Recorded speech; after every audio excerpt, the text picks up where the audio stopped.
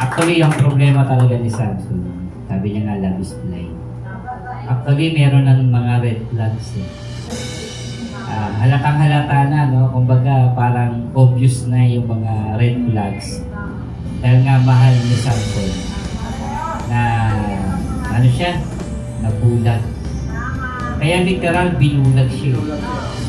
Tama. So, tatlong kasalanan na nakita ko ni Samson dito. Number one, yung kanyang wala siyang self-control. Kasalanan niya is lust of the eyes, lust of the flesh, laman. Bilang Nazareno, dapat hindi ka mahawak sa marumi. So, inalagaan mo yung sarili mo sa Panginoon. So, binaliwala niya, niligpit. Doon palang red flags na yun. Hindi mo binabaliwala mo yung spiritual. Binaliwala niya po yung kanyang spiritual na calling Lord sa kanya.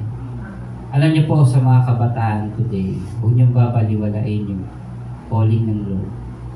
Na kahit umibig kayo, dapat hindi na sa subsidize o sa substandard yung paglilingkod sa Lord.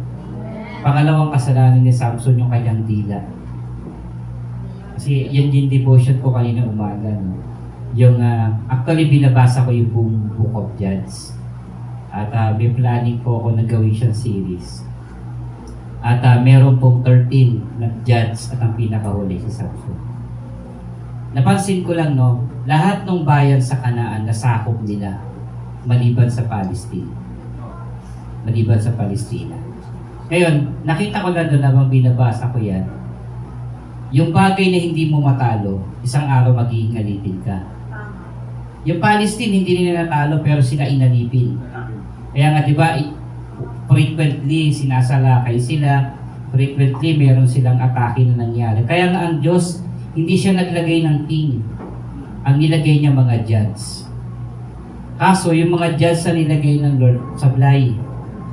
Kaya nga, noong time na yun, namatay si Samson, naghanap sila ng papalit na hari. So, napili nga nila si Saul. Sabi ni Lord, ayaw niya ba akong maging hari niyo? So, gusto niya pumili ng hari, at napili nga nila si Saul. Si Saul ay hindi pinili ng Diyos, pinili ng tao. Pero si David pinili ng Diyos. Amen? Okay, so mapasin po natin, no? Red flags. Number one, nakita ko po yung red flags. Ilang beses na po siyang tinent. Niloko ni Delilah, pero hindi pa rin siya. Ba't? Hindi siya natatauhan. Diba parang walang wisdom? Tinali na po. Opo. Yun nga po, nagkaroon po siya ng red flags na po, Nay. May red flags na, malinaw na yung red flags, pero hindi niya po yun pinapansin.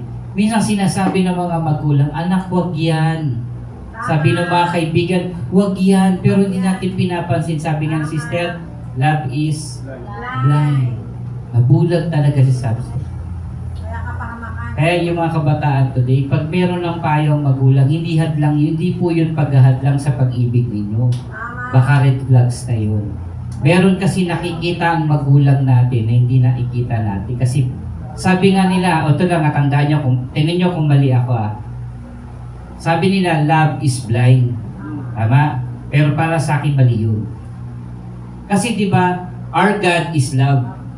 Tama? Ang Diyos natin ay pag-ibig. Pag sinabi mong love is blind, parang lumalabas, God is blind. Kasi ang Diyos ay pag-ibig.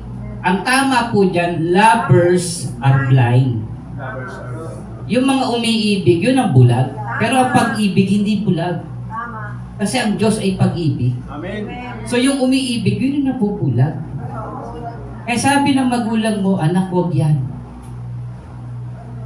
Pansinin mo, pagka yung nanliligaw sa'yo, basa gulo, red flags yan. Pag nanliligaw sa'yo, hindi mo mapatino sa bahay mo, maraming babae, marami ka nababalitaan na hindi maganda, puro away ang gusto. Huwag mo yan patulan. Bakit? Hindi magiging maganda yung buhay mo, kapatid. Kasi may red flags na eh. Amen? Eh, Pastor Pogi, mababago naman siguro yun.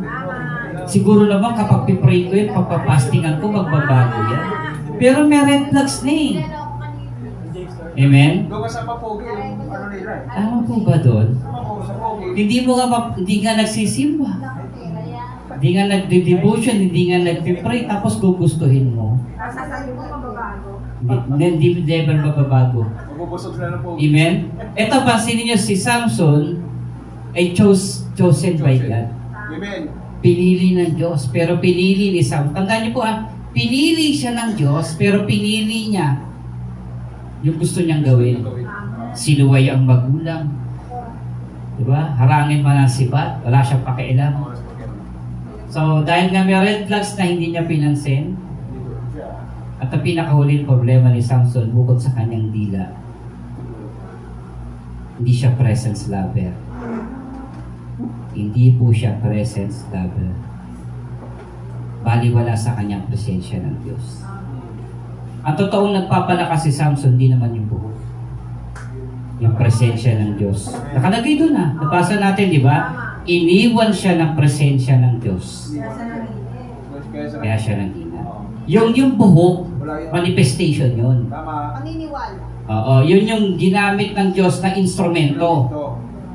Di ba? Sabi ng Panginoon kay Moises, ano hawak mo? Tungkod. Nung tinaas si Moises yung tungkod sa dagat, nahati yung dagat. Presentations yun. Kay Moises, ang presentation sa kanyang lakas, yung kanyang buhok.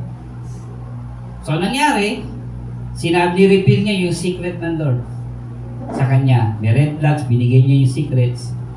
Ayun, sinamantala yung kainaan. Ano na ginawa sa kanya? Bulag siya. Binulag siya. Oh, lover's blind ka pala. Bulag ka ngayon. Bulag ka ngayon.